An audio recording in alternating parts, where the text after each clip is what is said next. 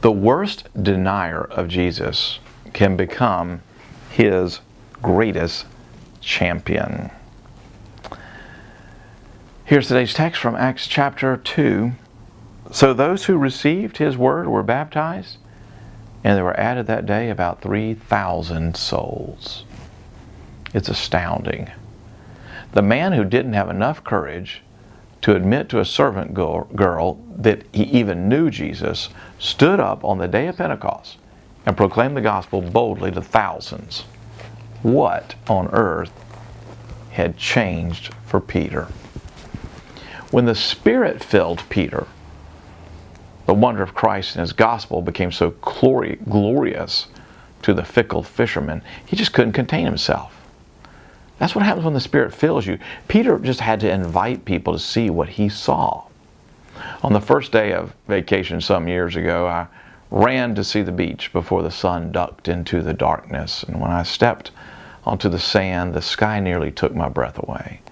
The rich reds and warm orange hues in the sunset merged with some wispy pink clouds for a glorious just showcase of God's beauty.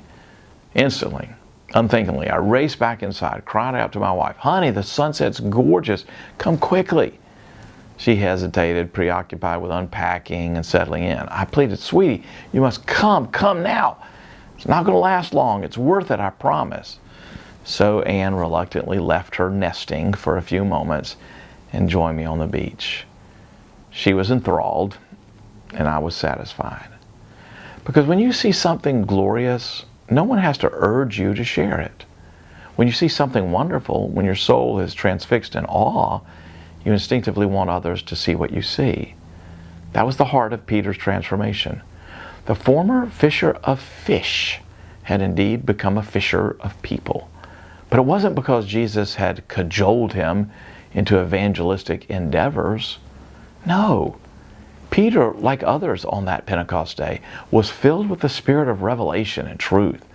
As the Holy Spirit flooded into his heart, Peter saw what he hadn't seen before. He saw the beauty and wonder of the gospel. It all made sense to him. The Torah and the prophets and the teaching of Jesus, it all made beautiful, glorious sense to his soul. It was the most wonderful thing he'd ever seen.